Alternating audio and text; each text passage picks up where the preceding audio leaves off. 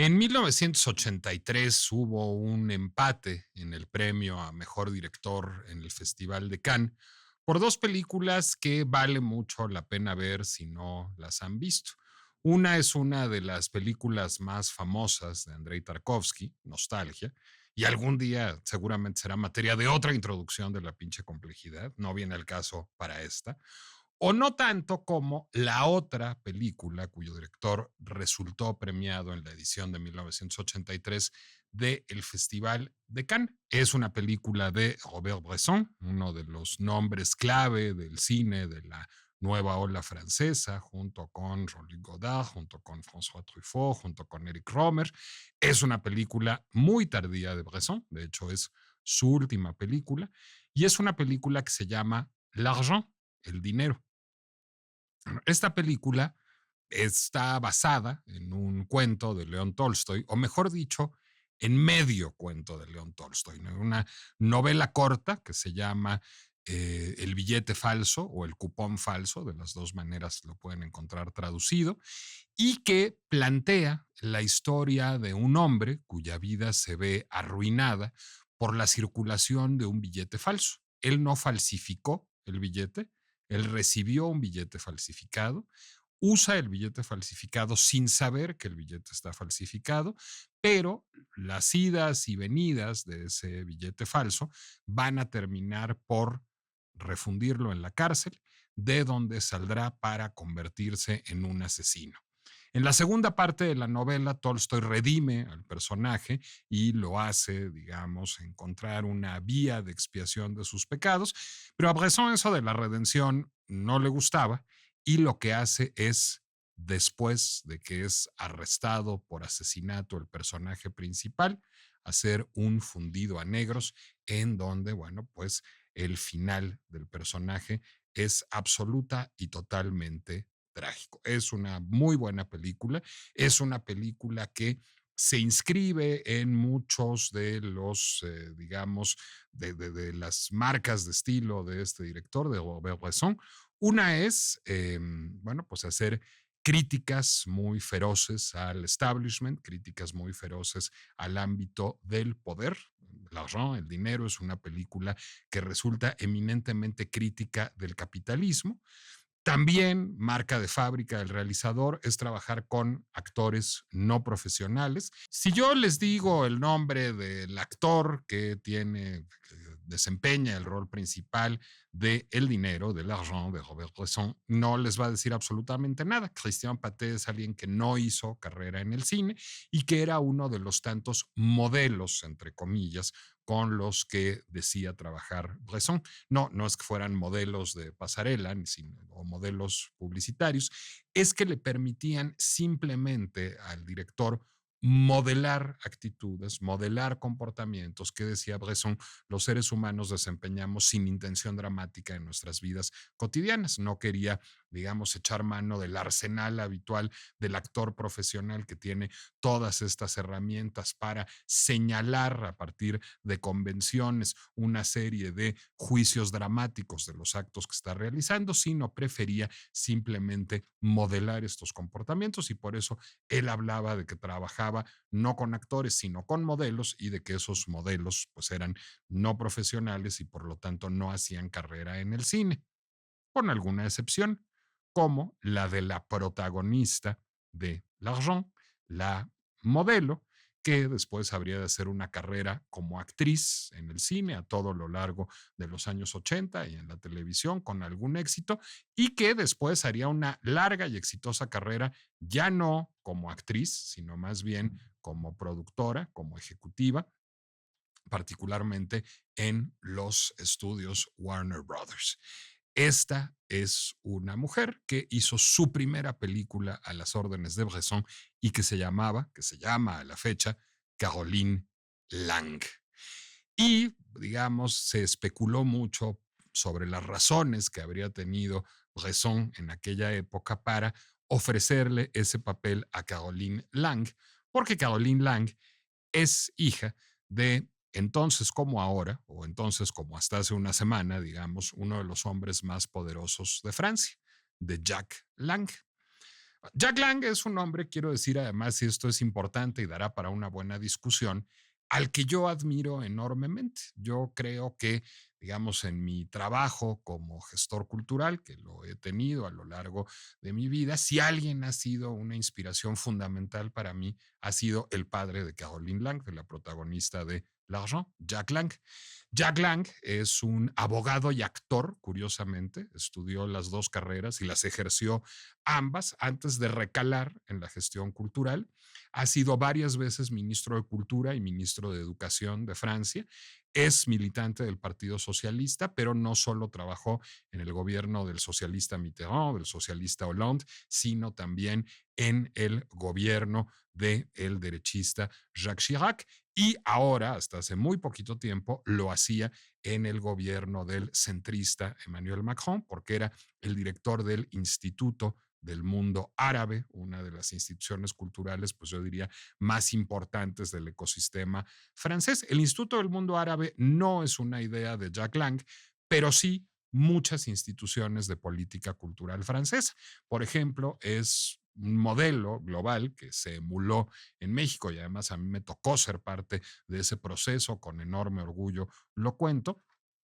La idea del precio único del libro, la idea de que no puedan vender más barato los supermercados o las tiendas departamentales por volumen de compra, sino que el libro cueste lo mismo en la librería independiente que en el supermercado, que haya un precio único del libro de novedad, puede haber descuentos en los títulos de catálogo, es una idea de Jack Lang, una idea que instauró en Francia, que la iniciativa de ley la construyó Jack Lang siendo ministro de Cultura y que muchos gobiernos emularon, en este caso a partir de una iniciativa ciudadana en la que participamos gente como Débora Holtz, como Jaime Guerrero, como Elisa Bonilla, como Sergio Vela, como Clemente Merodio, como mucha gente que propugnamos en alguna época porque se adoptara el modelo francés de precio único del libro. Bueno, pues ese modelo lo inventó Jack Lang. En muchos países, a lo mejor nuestra invitada de hoy, que no es mexicana, voy señalándolo, tiene en su propio país una fiesta de la música. Hay más de 100 países en el mundo que tienen una fiesta de la música, México no, pero la Fête de la Musique, cuyo eslogan es el homónimo Fête de la Musique, haga usted música o hagan ustedes música, es una idea de Jack Lang, es decir, hacer un día en donde en todo el país se permite que los establecimientos y los centros de espectáculos abran hasta tarde, donde la gente no necesita permiso para dar conciertos populares gratuitos en la calle, en donde el gobierno convoca a artistas de clásico, de jazz, de pop, de rock, de world music, de música folclórica, a tocar en las calles y en donde las ciudades de un país se ven invadidas por el espíritu de la música. Bueno, pues esa es una idea de Jack Lang y muchísimas instituciones culturales, muchísimas prácticas culturales son herederas de este hombre que fue el que inauguró en Francia la idea de democratizar la cultura. André Malraux fue el gran artífice del ecosistema cultural francés, pero el hombre que tuvo la idea de decir tenemos que considerar cultura la música popular, tenemos que considerar cultura la moda, el diseño y tenemos que generar políticas públicas que fomenten estas artes, bueno, pues fue Jack Lang, es uno de los grandes, grandes nombres de la historia de la política cultural francesa y fue pues digamos, el salvador de Robert Bresson en esta película, L'argent, el dinero, y eso fue extraordinariamente polémico en su tiempo. Bresson llevaba desde 1977, llevaba 6 años tratando de filmar esta película y no encontraba a nadie, a ninguna empresa dispuesta a invertir en completar el presupuesto que necesitaba para filmarla. Entonces fue a ver a Jack Lang, entonces ministro de Cultura del gobierno de François Mitterrand, y le dijo, pues no la hago, quiero filmar esta película, creo que es un proyecto valioso, es una adaptación de Tolstoy a la Francia contemporánea, es una denuncia del capitalismo, pero no logro filmarla, no tengo el dinero. Y lo que hizo Jack Lang fue dar la instrucción a France Télévisions, el Ministerio de Cultura también se ocupa de los medios de comunicación públicos en Francia, a France 3, la cadena televisiva específicamente, de que invirtiera fondos en la producción de El Dinero, de L'argent, de Robert Bresson, y así se completó la película. Muy poquito después de que se anunciara la participación de France Télévisions en el financiamiento de esta cinta, se anunciaría también que Caroline Lang, la hija de Jack Lang, representaría el papel protagónico femenino en esta cinta, y eso dio lugar a un pequeño escándalo en la época. Se acusó a Bresson de hacer denuncia del capitalismo, de condenar el espíritu de lucro que permeaba la sociedad francesa de principios de los años 80, al mismo tiempo que lo encarnaba entregándose al influyentismo y poniendo a la venta el papel femenino principal de su película. ¿Sería por esa razón? ¿Sería una metabroma del realizador? Bueno, pues esa pregunta es una pregunta que vale la pena hacerse ahora que padre e hija están metidos en un nuevo escándalo, y en un nuevo escándalo relacionado con el dinero y con el tráfico de influencias. Porque hace unos 10 días, 15 días, se desató el escándalo en el ecosistema político francés porque Jack Lang, este legendario personaje que encarna, digamos, la visión de política cultural francesa a la que tantos países, incluido México, nos adscribimos, bueno, pues acaba de figurar en los archivos de Jeffrey Epstein, los archivos de este muy polémico, muy condenable, muy reprensible personaje financiero estadounidense que tenía pues relación con toda suerte de gente, con la que mucha gente conservó relación profesional y relación, digamos, de influyentismo después de su condena por abuso sexual de una menor, por, digamos, tener comercio, literalmente comercio, es decir, por hacer que incurriera en prostitución infantil una menor. Bueno, pues después de convicto por este delito, muchas personas, se ha hablado mucho de Noam Chomsky, de Woody Allen, de Bill Clinton, de muchas figuras importantes de la política, de la farándula, de la cultura, de los negocios que siguieron teniendo relación con Jeffrey Epstein en todo el mundo, el príncipe Andrés de Inglaterra, que ya ni príncipe es, bueno, pues también fue el caso de Jack Lang. Jack Lang no solo siguió teniendo relación con Jeffrey Epstein, sino que se descubrió con el correr de los años que Jeffrey Epstein y Caroline Lang, la hija de Jack Lang, que ya no era actriz, tenían una empresa constituida en un paraíso fiscal en las Islas Vírgenes estadounidenses, si no me equivoco, que ahí había depositado en esta empresa que encabezaba la hija de Jack Lang 1.4 millones de dólares, y que el objeto de esta empresa pues era confuso, ignoto y no tenía operación real. Parecía ser a su vez un paraíso fiscal esta empresa de la que eran socios Jeffrey Epstein y Caroline Lang. El escándalo le costó no solo a Jack Lang el trabajo, terminó ante la presión política renunciando a encabezar el Instituto del Mundo Árabe, sino le costó también que volvieran a emerger en la prensa viejas acusaciones también de pedofilia de las que fue objeto Jack Lang en su juventud, o en su, digamos, relativa madurez. Ahora es un hombre de unos 80 años, pero cuando tenía alrededor de 50 hubo varios escándalos que dijeron que Jack Lang se entregaba a orgías con jovencitos en Marruecos, con chicos menores de edad, a pesar de ser un hombre de familia, con esposa e hijas. Nunca se pudo comprobar nada, pero esos rumores han vuelto a surgir en el ecosistema político francés. Sin embargo, no ha sido objeto de ningún juicio todavía Jack Lang, tampoco lo ha sido hasta donde sabemos Caroline Lang, sino simplemente ha habido este fenómeno de pánico moral que ha llevado a la dimisión del presidente del Instituto del Mundo Árabe. Más o menos igual de escandalosas andan las cosas en el Reino Unido, en donde el primer ministro Keir Starmer tuvo que despedir a su embajador en Estados Unidos, Peter Mandelson, por filtrarle información privilegiada a Jeffrey Epstein.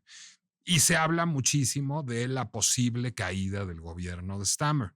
¿Qué relación tuvo Starmer con Epstein? ninguna, pero hay tal ambiente, digamos, de linchamiento mediático, de linchamiento digital, que se habla de la posibilidad de que caiga Stammer.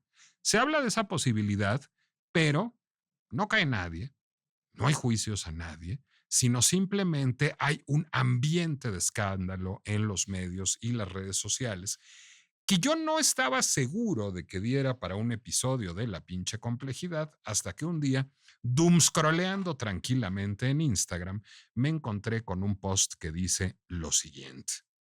¿Por qué los archivos Epstein no tumban gobiernos? ¿Y qué lugar ocupan en la pirámide de poder mundial? El contexto.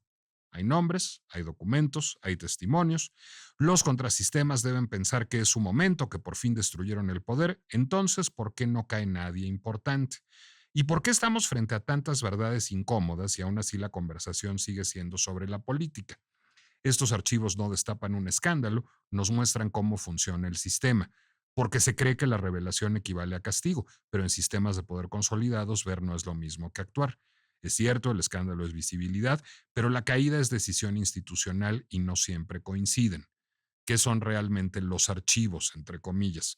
No son una sentencia, no son una lista definitiva, no son una prueba penal cerrada, pero son un conjunto fragmentado de documentos judiciales, testimonios cruzados, registros indirectos, material sellado para proteger a víctimas, que por cierto, qué poco se habla de ellas. En un expediente puedes aparecer por varios factores, haber sido mencionado, haber coincidido en un espacio, formar parte del entorno social, figurar en comunicaciones. Nada de esto por sí solo derrumba a un actor, porque el poder no cae por sospecha, cae por pruebas accionables y, más importante, la voluntad de usarlas. Otra verdad incómoda, muy incómoda. La conversación se va hacia quién está en la lista, por qué X no ha caído, cuál es el impacto político. Pero estamos evitando lo central y más deplorable de estos archivos, la instrumentalización de menores dentro de redes protegidas por estatus, dinero e influencia. Y esto no es casual. Mirar eso de frente rompe el relato civilizado del poder, pero también nos preguntamos por qué las masas no están hablando de esto, por qué no están haciendo preguntas, por qué no están alzando la voz. Hay temas que el sistema tolera discutir y otros que prefiere rodear. La violencia estructural es uno de ellos, no porque no sea grave, sino porque expone fallos morales profundos del orden social. El silencio no siempre es censura. En casos como este, sirve como autoprotección sistémica. Y el post sigue 7 láminas más que no les voy a leer, porque lo que voy a hacer es recomendarles que sigan a Miss Política, que es una cuenta de Instagram y también una plataforma de comunicación y un podcast que les recomiendo mucho, que pues ven la política y los fenómenos sociales en su infinita y pinchísima complejidad. Y coincidió este post con una pregunta que yo me he hecho hace rato de manera muy profunda y muy recurrente, que es, ¿por qué parecemos haber pasado del paradigma del derecho al paradigma de la comunicación en las sociedades contemporáneas? ¿Por qué estamos hablando todo el tiempo de lo que dice la gente, de lo que dicen de la gente, de que a la gente ya la cancelaron, de que a la gente ya le sacaron un trapito al sol? ¿Por qué estoy aquí hablando yo de las prácticas de casting de un director de cine en 1983 y no estamos hablando de la acción de la justicia en el caso de Jack Lang o de Caroline Lang, o incluso de su exoneración, si no son culpables de nada? ¿Por qué el paradigma de lo judicial ha sucumbido ante el paradigma de la comunicación? Esa es la pinche complejidad a la que nos enfrenta el caso Epstein, y ese es el pinche gusto que me voy a dar de discutirlo con Mayra Pereira, Miss Política.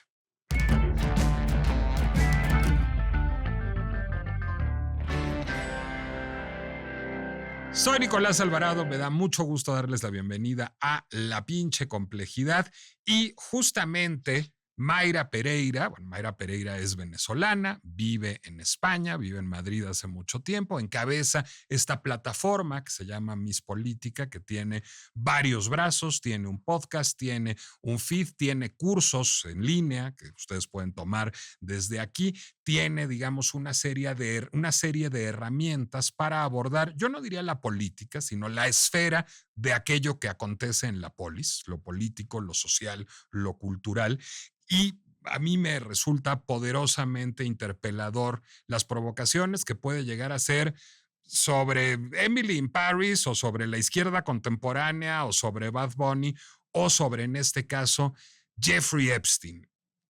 ¿Coincides conmigo, Mayra, en que, digamos, lo primero que revela el caso de Epstein, porque creo que tú lo abordaste desde otro lado, es la fragilización del paradigma de lo jurídico? Hola Nicolás, bueno, primero que todo, muchas gracias por la invitación y sí, coincido contigo, pero voy un poquito más allá. Creo que lo que nos muestran los archivos de Epstein y todo el escándalo en torno a lo que ha pasado en torno a su figura es básicamente que el sistema funciona por encima de absolutamente todo. Y en base a eso nos muestra que el sistema es, para quienes piensan que el sistema es fácil de romper o alguien se despertó un día y dijo, vamos a romper el sistema, yo voy a cambiar el mundo, realmente esto fue una demostración de el sistema funciona como si fuera un casino y la casa siempre gana. A ver, pero yo Bueno, te pregunto, cuando hablas del sistema, ese sistema, ¿cuál sistema es y desde cuándo existe?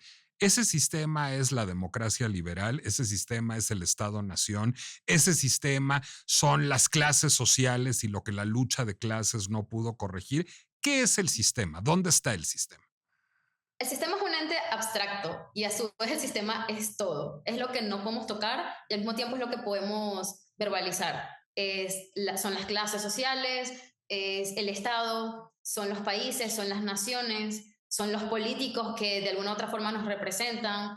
También la ciudadanía entra dentro del sistema, pero a su vez el sistema es como un entramado, es como una red de conexiones que hacen que, entre comillas, todo funcione como tiene que funcionar. Supongamos, pensemos en la democracia. La democracia es un sistema de gobierno y es un sistema, ¿ok? Y en base a eso está regido por ciertas normas, ciertas leyes. Hay constituciones que te dicen, bueno, estamos bajo un sistema democrático, hay elecciones, etcétera. En base a eso, el sistema de alguna u otra forma se rige. Ahora, hay más cosas. Esa es la punta del iceberg, pero en el sistema confluyen muchas cosas.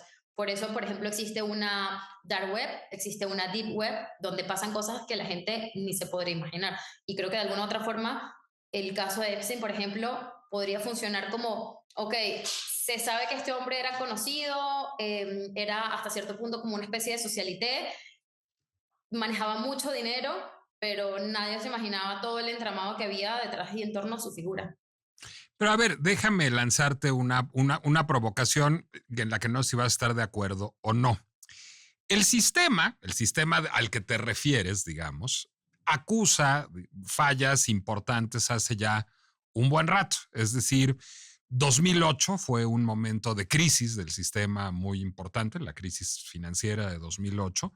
A partir de ahí, Wikileaks, Julian Assange, el momento de los whistleblowers, fue también una crisis importante del sistema.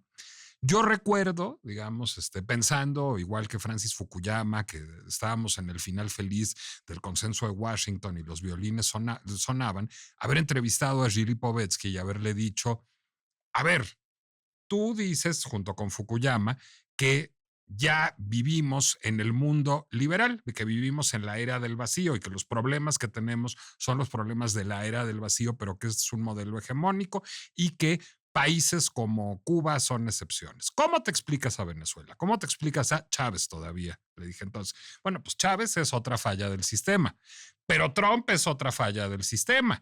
Pero lo que sucede en muchos países del orbe son fallas del sistema. Es decir, el sistema aparece desde hace, yo diría, una década, década y media, pletórico de fallas. Epstein es otra falla del sistema. Es decir, Epstein es finalmente un síntoma de que ese sistema generaba una enorme desigualdad, ese sistema estaba apuntalado en una élite política, económica, cultural, social, que, digamos, lucraba con ciertos privilegios y con ciertas redes y se consideraba al margen de la ley. Pero pues parece que, aunque lo sabemos, aunque aquello lo evidencia, pues lo único que hacemos es hacer posts, y lo digo por ti, pero también por mí y por todo el que está en Twitter. Es decir, pues tú haces un post en Instagram, yo cuento el proceso de casting de una película, pero no está cambiando nada, sino simplemente lo estamos viendo y estamos reaccionando a ello con pánico moral. ¿Por qué? Wow, qué dilema el que acabas de mencionar, porque la verdad es que es así. E incluso para personas como yo, que de alguna u otra forma intenta hacer que la gente se cuestione, la verdad es que nos topamos con una realidad, es que la mayoría de la gente no se quiere cuestionar. La mayoría de la gente no quiere pensar un poquito más allá de, no quiero pensar tanto cómo funciona el sistema. Y precisamente porque el sistema está diseñado para que la mayoría de la gente no piense y no lo cuestione. El sistema es incuestionable. Por eso el que se cuestiona mucho siempre termina, en Venezuela tenemos una frase que se dice mucho en política, es terminamos cortándole la cabeza. Así como a María Antonieta, algo así.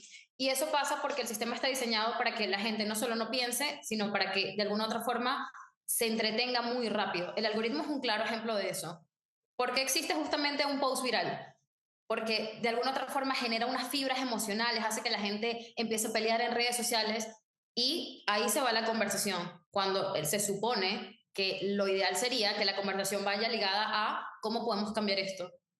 Mientras tengas a la gente distraída, el sistema va a seguir funcionando porque no va a haber alguien que reclame. Y a propósito de lo que mencionabas, es verdad, el sistema democrático, entre comillas, es el que mejor funciona porque permite continuidad de gobiernos sin derramamiento de sangre. Pero la verdad es que el sistema democrático tiene una gran falla y es que no se ha adaptado a lo que está pasando en el mundo. Entonces es como, a veces incluso lo decimos en mi política, la política, el mundo cambia, pero la política permanece exactamente igual.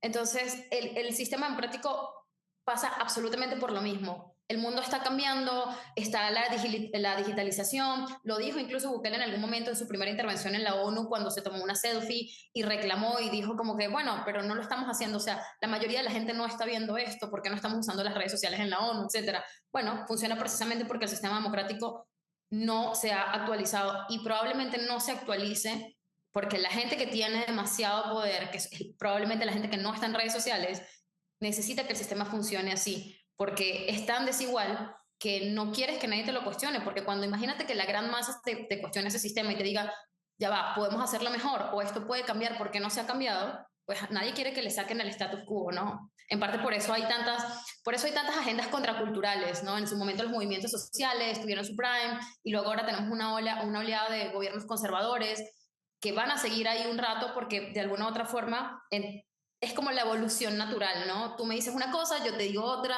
y tratamos como de equilibrar la balanza. Así desgraciadamente funciona el sistema. Hay gente que podría decir que esto es democrático y hay gente como yo que todavía se lo cuestiona y dice, dentro de ese sistema democrático hay muchísimas fallas que al mismo tiempo le sirven al mismo sistema para que funcione. Es un círculo vicioso al final. Pero te voy a decir qué es lo que resulta todavía más fascinante y más desolador. Bueno, primero, lo que pareciera que sucedió con la crisis del sistema es que el sistema se parasitó, digamos, el sistema se infestó de virus. Esos virus se llaman Chávez y Maduro o Trump o López Obrador. Es decir, y voy a dejar a Bukele de lado un momentito porque creo que ya es la versión 1.2, ya es otro virus, no es la versión 1.0 del virus.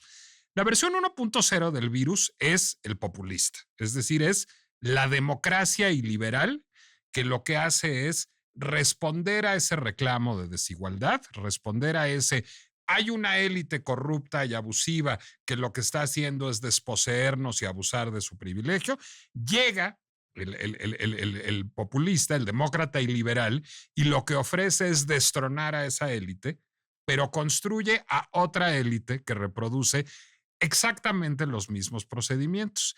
Y entonces lo que sucede, y eso es lo que es muy perturbador del caso de los archivos de Epstein, es que son puestos en circulación por el propio Trump. Es decir, Trump como promesa de campaña sale a decir, yo voy a liberar los archivos de Epstein.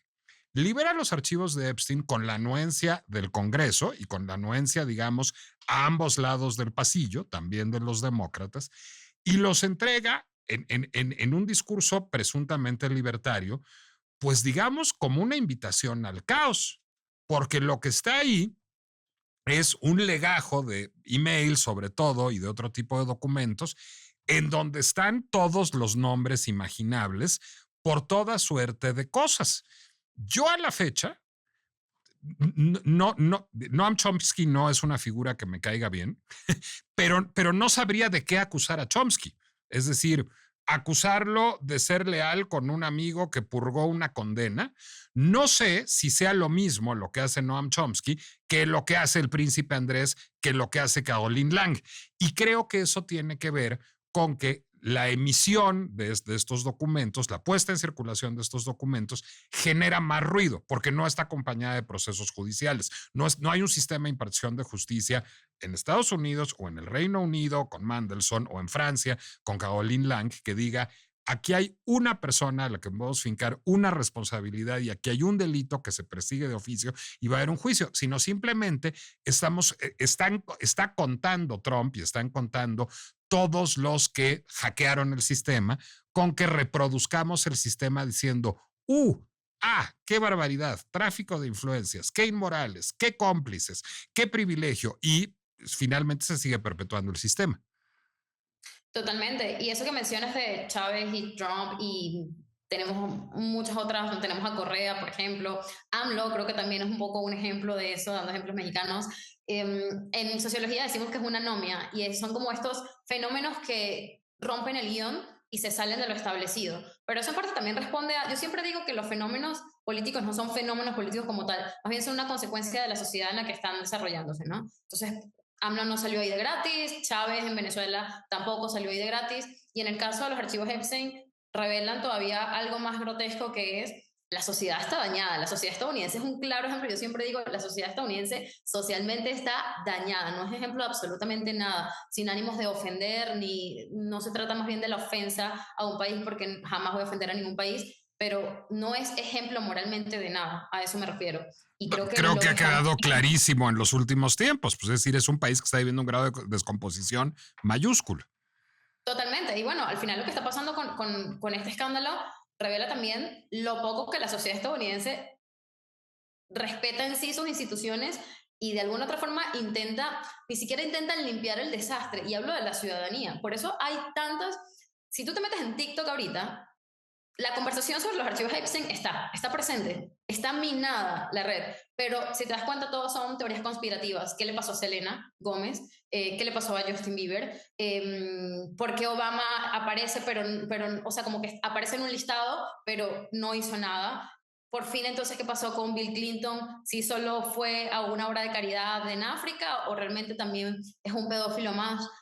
Están teniendo como conversaciones aisladas, pero al final la gente no está haciendo nada. Porque al mismo tiempo también pasa algo, y es cuando viene un escándalo así, ¿qué hace la gente? No estamos preparados para eso, no tenemos un guión. O sea, el guión es más, el guión que se nos ha impuesto es, tienes redes sociales, di lo que tú quieras, di lo que se te dé la gana. Libertad de expresión. Si no me gusta, pues te baneo. Si no me gusta lo que está diciendo tu cuenta, pues no sé, hago que el algoritmo no se lo muestre tanto al público. Eso es lo que hacen. ¿Okay? O sea, hasta incluso en ese sentido tenemos como filtros. Los algoritmos ahorita sirven como intermediarios entre el poder y la ciudadanía. Y en base a eso, pues, funciona y funcionamos. Ahora, lo grotesco también, como te decía, es justamente que el sistema funciona así porque nosotros nos hemos comprado también la narrativa de que no tenemos tanto poder. Antes era muy fácil decir, nosotros somos el pueblo y nosotros sacamos gobiernos si no lo hacen bien. Ahora no. ¿Cuántas personas dicen esto no va a cambiar nunca? ¿Cuántas personas dicen esto es lo mismo de siempre, otro más? Y la gente creo que se ha cansado tanto y se ha asqueado tanto de la política que asumen ya que su único deber ciudadano es ir a votar. Porque lo escucho mucho y lo leo mucho en mis políticas. La mayoría de la gente dice, bueno, ya cumplí con mi deber. Y yo a veces me tomo el tiempo de decir, no, tu deber empieza ahora, que ya eligieron presidente, que ya tienes gobernante, o sea, porque me he dado cuenta que la verdad es que la gente se cansó tanto que piensan que ya no pueden hacer nada, y el sistema funciona justamente así. Es más, yo siempre digo, mientras tú más te canses, más grande y más poderoso se hace el sistema, y con el sistema la gente que más tiene poder, sin ánimos de decir, a ver, la presencia de mi política y la mía como Mayra Pereira no es decir, estoy en contra del sistema, para nada. Yo siempre he optado por decir, estamos dentro del sistema todos. Ahora, yo quiero jugar con esas reglas, sí, pero si podemos hacerlo un poquito justo, pues es totalmente válido poder hacerlo justo. Ahora, Porque si ponemos el caso de los archivos Epstein, las víctimas son las que más destrozadas han salido. y son Y de nadie las que habla. menos estamos hablando. Exacto. Pero déjame lanzarte una hipótesis. Primero te voy a hacer una pregunta y luego a partir de la pregunta te voy a hacer la hipótesis. La pregunta es, ¿tú has leído un libro de Alessandro Barico que se llama The Game, Mayra? No. Te va a gustar muchísimo. Es un libro con el que vas a estar en desacuerdo, pero te va a gustar mucho pelearte con él. Ok. Barico, que es este escritor italiano que además es columnista del periódico La República en Italia, publicó un primer libro que se llamó Los Bárbaros. Los Bárbaros, ya he hablado de The Game alguna vez antes. Los Bárbaros es un libro sobre cómo estaban cambiando el cine, el fútbol, el vino, por ejemplo, a partir de la transformación de los gustos y de cómo estábamos rechazando, digamos, los valores tradicionales y cómo estábamos buscando vinos o equipos de fútbol o películas que apelaran a las sensaciones más basales. Este libro se llama Los Bárbaros y es bueno y es una recopilación de sus columnas de La República. Pero su siguiente libro se llama The Game y es un libro que parte de la premisa de que no es que las redes sociales hayan cambiado y la revolución digital hayan cambiado el mundo, sino que como necesitábamos cambiar el mundo porque estábamos hartos de cómo funcionaba, construimos las redes sociales, hicimos que adviniera la revolución digital para transformar las relaciones de poder y para desacreditar a la élite. Te digo que va a estar en desacuerdo porque es un libro que es razonablemente optimista. Le parece que The Game es un juego del caos y que somos sujetos del algoritmo, pero le parece que hay una forma de agencia, digamos, aún sí caótica y aún sí dispersa, en el advenimiento de la revolución digital. Es un libro ya no tan nuevo, tiene unos 10 años The Game. Creo que a la luz de The Game, sin embargo, yo tengo un rayo de optimismo en una cosa, en nuestro encuentro, querida y aún desconocida Mayra, porque nunca nos hemos visto en persona. Pero déjame explicar por qué en nuestro encuentro. Yo no comprendo por qué la gente sataniza tanto las redes sociales y por qué la gente dice que pierde el tiempo miserablemente en Instagram, porque yo no pierdo el tiempo miserablemente en Instagram. Yo me entero de una gran cantidad de cosas que me resultan profundamente estimulantes y descubro muchas cosas que me resultan profundamente estimulantes en Instagram, como a Mayra. ¿Por qué descubrí a Mayra? Por el algoritmo. El algoritmo me sugirió mis políticas. ¿Por qué me sugirió el algoritmo mis políticas? Por lo que sigo, por lo que likeo, por lo que compro, por lo que frecuento. Es decir, a riesgo de sonar ingenuo, tanto como Alessandro Barico, diría que yo pude hackear el sistema, que yo pude hackear el algoritmo. ¿Cómo? No sucumbiendo a mis peores impulsos, es decir, no sucumbiendo a el voyerismo, el chisme, la banalización, la normalización, la frivolización, sino siguiendo contenido y generando contenido que intenta comprender los fenómenos en su pinche complejidad. ¿No es un poco tu experiencia también, Mayra? Es decir, no es finalmente no ceder al propio apetito de escándalo y de sensaciones fáciles el que permite hackear un poquititito el sistema. Totalmente de acuerdo con lo que acabas de decir. Totalmente. A mí me pasa exactamente lo mismo y es, no es que somos héroes o heroínas del sistema para nada, pero creo que también es porque nos cuestionamos el sistema, nos cuestionamos el mundo. Y la gente que se cuestiona un poco eso sabe entonces que puede jugar dentro del sistema con sus propias reglas. Si yo al algoritmo le digo, bueno, solo muéstrame lo que tú crees que me puede gustar y yo le doy like a ese post y luego voy y me meto a una teoría de conspiración y me va a seguir mostrando eso porque yo lo guardé, porque yo le di like, porque yo lo compartí, etcétera, el algoritmo va a decir, bueno, a esta chica le gusta estas publicaciones, okay, me va a mostrar eso. Yo siempre digo que los algoritmos son un reflejo de quienes somos. Si tú te metes en la búsqueda de cualquiera de las personas con las que te rodeas, tú vas a decir, tú vas a poder conocer a esa persona de acuerdo a lo que le muestra su algoritmo. Es exactamente lo mismo. Y sí, eso es porque hackeamos el sistema de cierta forma, porque nos cuestionamos el mundo, porque no creo que hubiese sido de otra forma posible, porque es muy fácil entrar en la conversación del chisme, de la polarización, de vamos a ver dónde está lo picante aquí, o sea, lo divertido del asunto en redes sociales. pero creo que también las redes sociales son un puente potente para el conocimiento, para hacer otras cosas, para entender el mundo, para conectar con gente de distintas partes del mundo que probablemente no piense igual que tú, pero que te muestre una forma distinta de ver el mundo, ¿no? Eso está bastante interesante para entender la cultura. Eso es algo que intentamos hacer un montón en mis políticas y hay un reto, la verdad, porque nosotros somos creadores. Nosotros no solo consumimos contenido, sino que también lo creamos. Y hay una responsabilidad allí que nosotros sabemos que el algoritmo puede jugar a favor o en contra de nosotros, pero nosotros podemos jugar a favor o en contra de mucha gente, ¿no? Dependiendo de lo que digamos. Y en base a eso, de alguna u otra forma, sabemos también cómo va a funcionar el sistema para los demás. Nosotros podemos subirnos a esa ola o no. A lo que voy con esto es, la mayoría de la gente no quiere saber cómo funciona el sistema porque no quieren hackearlo, porque además eso implicaría un trabajo extra. La gente que se toma el tiempo de hacer estas investigaciones que tú hiciste y de crear todo un programa en base a esto para que la gente pueda saber un poco más sobre lo que está pasando en el mundo, además de cosas que son bastante interesantes, eso implica un pensamiento, o sea, eso implica elevar un poquito más el pensamiento y la mayoría de la gente o no quiere pensar o se anclaron a, mira, el sistema me da esto muy fácil. Dame un contenido de 3 segundos, de 3 minutos y ya me sé la historia de Jeffrey Epstein, por ejemplo. Entonces, sí, también creo que es un poco también de la... Nosotros en mis políticas hablamos mucho sobre la corresponsabilidad social y la responsabilidad individual que tenemos. Y esto, incluso este programa, es un poco esa creo que la gente que escucha este programa, por ejemplo, hablando de esto, que no es un tema complejo, perdón, no es un tema no complejo, es bastante complejo. Entonces eso va a implicar que la gente se tome el tiempo de querer pensar, analizar, escucharnos, saber buscar el libro que tú acabas de recomendar, ¿no? O quizás la publicación de política. Esa milla extra es lo que probablemente el sistema no quiere que hagas, pero al mismo tiempo a la gente que le gustan los retos, es un reto poder hacerlo y cada vez que cumples con ese reto es un check donde tú mismo empiezas a hackear el sistema. Ayúdame a resolver una pinche complejidad a la luz de eso, Mayra, que es, ¿está bien que los papeles de Epstein hayan salido como salieron, en crudo?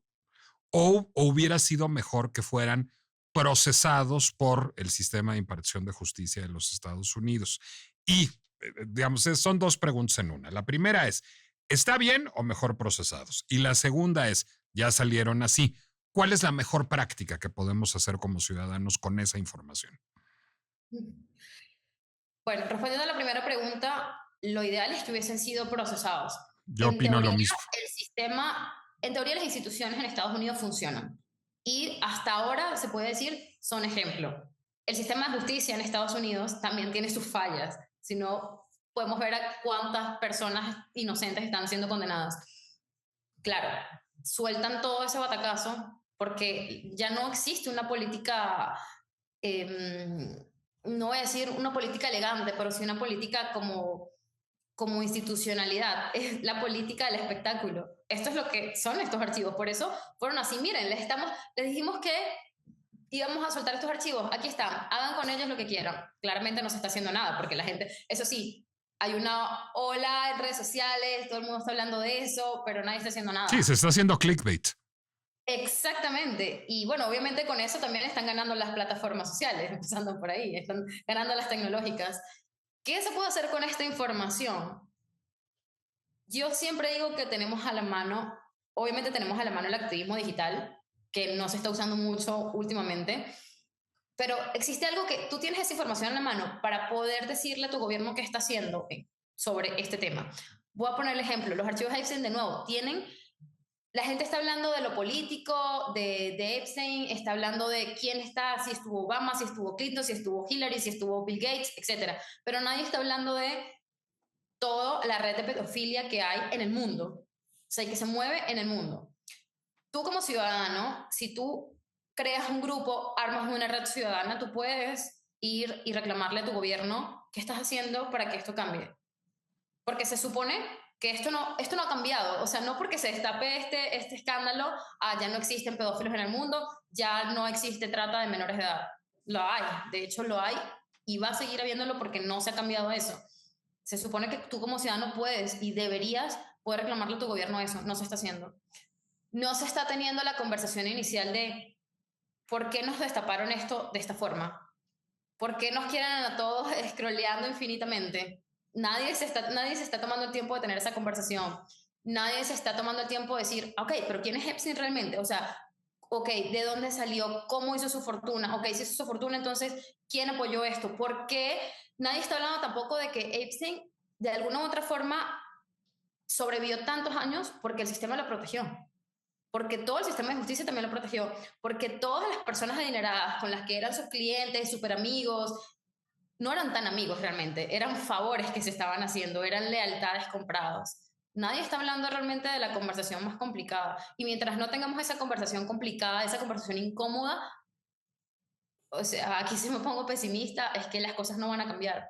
Porque si tú no tienes la conversación incómoda que hay detrás de todo esto, tampoco te vas a atrever a reclamarle al gobierno, a tu gobierno, que no sabes realmente qué le puedes reclamar. Y en base a eso, menos vas a exigir que eliminen o que cambie, no sé, restricciones o condenas más duras hacia los pedófilos. No puedes. O sea, no puedes cambiar algo más complejo cuando ni siquiera te atreves a tener la conversación inicial y básica que es ¿por qué está pasando esto? ¿Cómo pasó esto?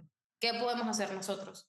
No, Empezando por eso. es que esa es la conversación ciudadana y ahí, digamos, entramos en un terreno que es el más difícil de todos, que es el de la responsabilidad individual. Es decir, a los políticos lo que les conviene es cubrirse, a Trump lo que le conviene es decir, yo fui el que sacó a la luz los informes de Epstein, entre otras porque Epstein era su enemigo jurado y porque su comercio con Epstein antecede mucho la época del email, por eso no le preocupaba sacarlo. Claro que tiene cosas impublicables en su relación con Epstein-Trump, el problema es que no son de esa época y eso le hace enormemente fácil el asunto. El asunto es, a ver, las élites políticas van a aprovechar las cosas para lo que las van a aprovechar desde tiempos de Maquiavelo. Es decir, ¿qué está sucediendo en el Reino Unido? Se está viendo un golpeteo político en contra del gobierno de Keir Starmer, que ni la debe ni la teme. Y por cierto, yo no soy un admirador a ultranza de Keir Starmer, pero no tenía relación alguna con Epstein y al funcionario que sí la tenía y que le pasaba históricamente desde el gobierno de Tony Blair y de Gordon Brown información a Epstein, lo corrió inmediatamente en cuanto supo. El problema no es el gobierno de Keir Starmer. El problema es que no haya un juicio contra Peter Mandelson. El problema es saber si hubo en efecto tráfico de influencias y de información o no en ese caso. Entonces, creo que eso lo que nos toca es tener la conversación a nosotros. Y ahí pues diré, Instagram es tan bueno, tan mal espacio como cualquiera. El problema no es Instagram, el problema somos nosotros. Tal cual, sí. A ver, las plataformas están, los espacios están creados. Ahora, que la gente quiere utilizarlos para construir en vez de para polarizarse nada más, eso es otra cosa. Las redes sociales son un mar de agotamiento mental cuando entras en conversaciones políticas, en conversaciones culturales, en conversaciones sociales, porque ves siempre hay una discusión, pero la gente no está buscando justamente esa complejidad en la conversación. Y ahí, claro, ahí dice mucho también de del momento histórico en el que estamos viviendo, de lo que está haciendo la gente, de cuál es el aporte ciudadano, si es que lo hay, sobre estos temas. Y la verdad es que tengo que decir que en menor medida puede que sí, porque a ver, no es como que no todo el mundo esté no queriendo hablar de esto, por supuesto que hay gente que quiere hablar de esto, pero la verdad es que la mayoría de la gente no, y así ha funcionado siempre, así ha funcionado el mundo, y así se ha mantenido la política, por eso cada vez hay más populistas, porque sabe que si le dices tres palabras bonitas a la gente va a votar por ti, pero también es cuando nos cuestionamos a nosotros mismos sobre por qué estas cosas pasan, o sea, por qué nosotros seguimos sosteniendo el sistema de esta forma. ¿Y qué O te sea, respondes? porque a las personas les gusta el camino fácil. De acuerdo, porque es cómodo. Exacto, o sea, de nuevo, esa milla extra que estamos diciendo acá, esta conversación que estamos teniendo acá, a ver, tú la puedes tener con tu círculo profesional, incluso con tu círculo más íntimo, pero siempre estos círculos suelen ser pequeños, pero no tienes conversaciones así con el 99% de la gente. Y la verdad es que no, y mientras no, eso no pase, probablemente las cosas no vayan a cambiar. Y probablemente por ahí vayas a seguir escuchando a gente que dice, estas son las nuevas generaciones, así es el mundo, antes el mundo era mejor. El mundo es así, porque así ha evolucionado, y no es culpa de las nuevas generaciones, porque las nuevas generaciones fueron criadas por antiguas generaciones. Entonces, ha sido la evolución en el que obviamente a medida que vamos creciendo y vamos, entre comillas, evolucionando como sociedad, pues se va perdiendo la complejidad porque nos han diseñado para ser menos complejos o por lo menos para entrar dentro de esa complejidad. La mayoría de la gente no quiere hacer política, por poner un ejemplo, ¿no? Entonces te involucras en política cuando estás en un país con inestabilidad política. Pero te diré algo además, la mayoría de la gente no se da cuenta de que todos hacemos política irremisiblemente y al no hacerla de manera consciente, pues justamente contribuye poco a ese discurso público. Es decir, tú no militas en un partido político y yo tampoco, y no diría que no estamos haciendo política. Esta es una conversación política que tiene efectos políticos. No nos damos cuenta de que eso es lo que hacemos en nuestra actuación ciudadana cotidiana y eso, Mayra, es lo que pone en valor Mis Política y por eso yo te felicito enormemente sobre el proyecto. Cuéntanos antes de despedirnos, ¿cómo puede uno acercarse a Mis Política? ¿Cuáles son los canales en donde puede uno frecuentarla? Bueno, nos pueden seguir por Instagram, nos pueden encontrar como Miss Política MG en todas las redes sociales. También nos pueden escribir por DMs. Nosotros solemos responder a la mayoría de la gente que nos escribe con respeto. Me consta. Así que nada, por ahí podemos seguir la conversación. También nos pueden seguir en Spotify y buscarnos en Spotify como Miss Política, donde tenemos un podcast que le estamos dando seguimiento cada vez más porque estamos creciendo por esa red también. Y pues nada, invitarlos a que participen en alguna de nuestras formaciones. La verdad es que como dijiste al principio, nosotros no hablamos enteramente de política y nuestras formaciones no son sobre política, sino todo lo que gira en torno a la política, el poder y la influencia, por ejemplo. Y nos inspiramos justamente en cosas tan cotidianas como una serie de televisión como, por ejemplo, Poder Influencia, quinta edición, que está inspirado en Emily in Paris, pero vendrá otra inspirada en otra serie y así. Y al final de lo que se trata es esto, en política empoderamos a las personas justamente en temas de política, sociedad y cultura y tratamos, entre comillas, de hacerlo mejor, por supuesto. A ti personalmente, ¿cómo te podemos seguir? Como Mayra Pereira M, todo con I latina. Perfecto. Mayra Pereira M en Instagram. A mí me pueden seguir en Nicolás Alvarado Lector. Publico en El Heraldo de México todos los miércoles y les recuerdo que La Pinche Complejidad es una producción de El Heraldo Podcast que pueden consultar en Spotify, Apple Music, Amazon Music, Deezer, YouTube o cualquier plataforma donde acostumbren escuchar podcast. Gracias, Mayra Pereira. Y recordarles a manera de despedida que en la bebida, como en la comida, como en la conversación, lo complejo siempre a la larga sabe mejor. Nos escuchamos la próxima. Heraldo Podcast, un lugar para tus oídos.